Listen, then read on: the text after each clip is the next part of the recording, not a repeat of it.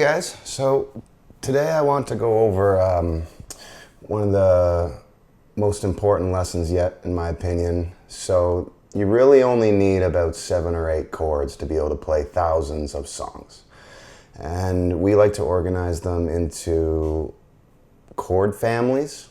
Now, chord families are also called diatonic triads, the classical terminology for it. But I prefer just to say chord family. It's much more practical to think of it this way. And without going into all the music theory of it, it's just a cluster of chords that have been used in countless hit songs throughout the years. And it's the chords that generally sound really good put side to side. And you can put them in almost any order and you'll get functional chord progressions without giving it too much thought or worrying about all the music theory. And I'm sorry if you hear some sirens. I live downtown in a major city, so there might be some sirens in construction. But we're going to go over a chord family that is used probably the most on the guitar, and it's the G chord family. So there's 6 chords here that you will see over and over and over again. And if you take your time with this video and you learn all of these chord shapes, you're putting yourself in a position to successfully learn thousands and thousands of different songs. So take your time with this, memorize these shapes one at a time, and then just noodle with them like I was at the beginning of the video. I wasn't playing any songs specifically. I was just going between a couple of these chords. So a few of these you already know. So the first chord of the G chord family is your G chord, and it was in a previous lesson. And I'm so sorry about the sirens. They might be going this whole lesson. I hope not. So that first chord, the G chord, if you remember from the previous video, you put your middle finger on the 3rd fret of the top string, your index on the 2nd fret of the 2nd string, and then your ring, I think we're going to extend a little more than we did in the last videos. Your ring finger is going to go onto the 3rd fret of your 2nd last string, and then your pinky is going to go on the 3rd fret of your final string, of your last string. So again, 3 at the top, 2 on the 2nd. Now the 2nd last string, you're going to get your ring there, and then your pinky. It's a very awkward chord shape at the start. Your hand's going to be fighting you a little bit. If this one doesn't work for you, then you can actually just put your ring finger or your pinky on the very bottom. You see that? That works as well. Okay, and we'll give that a strum. Try and get the clearest sound you can. The clear sound rules: none of my fingers are in the dead zone, which is to my left of the middle of the fret wire, or the fret I'm in. You don't want to be there. You want to be right in the middle or a little bit towards you. Okay, and also from the previous chord video, you kind of want to be a millimeter up on the string and try and arc your fingers down into it instead of just being flat on the string and adjacent to it. Okay. So that's your G chord. Now the next chord in the G chord family is A minor. Now an A minor chord, we're going to put our index finger on the 1st fret of your 2nd last string. Your middle finger is going to go on the 2nd fret of your 3rd string, and your ring finger is going to go on the 2nd fret of the G string, right underneath your middle finger. So from the top down, 3rd string, middle finger, 2nd fret. Next string, ring finger, 2nd fret. And then the next string, your index finger on the 1st fret. Okay, and with this one, we're not going to strum the top string. We're just going to go from the 2nd down. Now the general rule for how to know how many strings to strum in each chord, if it's a G chord or an E chord, hit them all. If it's any other chord for now, just leave out the top string. So now we got G, A minor. It's already starting to sound like a song you've heard before, right? Okay, so the next chord in the G family is B minor. Now this one is a little bit more rare from what I've seen, but you do want to know how to do it. I've seen it taught as a bar chord a lot, where you're laying a finger down across multiple strings. It's quite difficult. We'll get into how to do bar chords later. The open chord B minor, it's a lot simpler. Index finger on the 2nd fret of the bottom string, middle finger on the 3rd fret of the 2nd last string, and then your ring finger on the 4th fret of the 3rd string from the bottom. Okay, we'll give that a strum. So again, from the bottom up for a B minor chord, it's 2, 3, 4. index, middle, ring. Okay, so now we got G, A minor, B minor. Okay, our next chord we've done previously, it's your C major chord, so here's a review of it. Ring finger on the second string at the third fret, middle finger on the second fret of the third string, and then your second last string, we're going to use our index finger.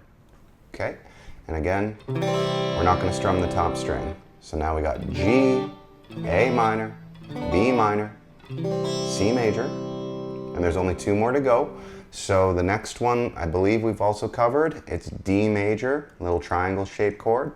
So on the bottom 3 strings, we got 2, and then 3, and then 2 again. So index on the second fret of your third string from the bottom, ring on the third fret of your second string from the bottom, and then your middle on the second fret of the final string. Okay, so G, A minor, B minor, C major, D major, and then our final chord, which is generally considered the easiest. Most students like this one right away, E minor. And this was also in previous videos and when we did the song Last Kiss in your first song lesson. So it's 2 on the second string with your index, and then 2 on the third string with your middle. And because it's an E chord, remember E or G, we can strum all the strings. So I'm gonna try to figure out how to put timestamps. This is a new channel. I'll try and figure out timestamps today and how to place it on each of these chords so you can go back and try and build the chord. You wanna get these memorized, you wanna get them into muscle memory. The best ways to do it, first and foremost, is memorizing all of the shapes, make sure they're correct. Don't worry so much about the sound right away. There is going to be some muting. It's gonna happen even if you follow the tips. Your hand needs time. You need to have patience with yourself. Your hand needs time to adapt to these extremely awkward and new shapes. So after a couple weeks or a month, whatever it may be, these chords will start sounding out for you nicely. And it's fun. You can actually play these chords in any order, no music theory required, and they will bleed into each other nicely, and it'll sound like you're playing songs.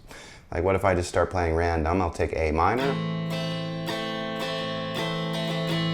then maybe I'll go to a C chord, maybe a G chord,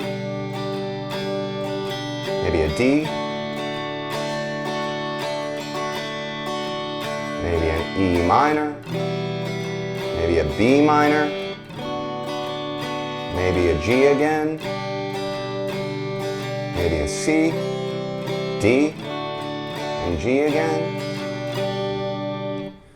It's quite a bit of fun. You can just sit back, you don't have to worry about learning songs, and just get really comfortable with these chord shapes and moving between them. And what you're going to see when you start learning more and more songs is so many of these artists are sticking to the G chord family. Now there are other chord families. I'm going to make a video on the C chord family probably next, because it's also one of the most used chord families on the guitar. If you can get these chord shapes into your hand and get used to transitioning between them a little bit, then you will be in a great position, a fantastic position to learn thousands of your favorite songs. Now, when it comes to transitioning chords, I'll do a quick little review here.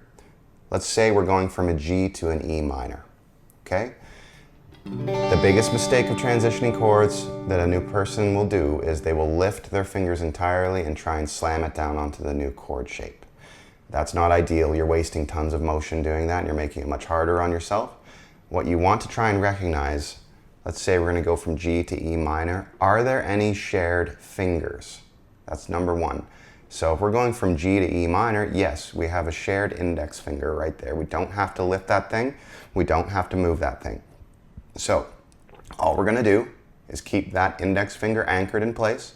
We're going to drag our middle finger underneath it. That is a much smoother transition. Let's say we're going to a C chord like we did in Last Kiss.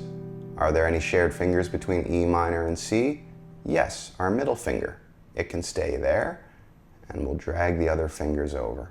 So keep in mind anchoring fingers. You'll see them. If you know the shapes really well and you've memorized the shapes, you will notice which fingers you can leave down.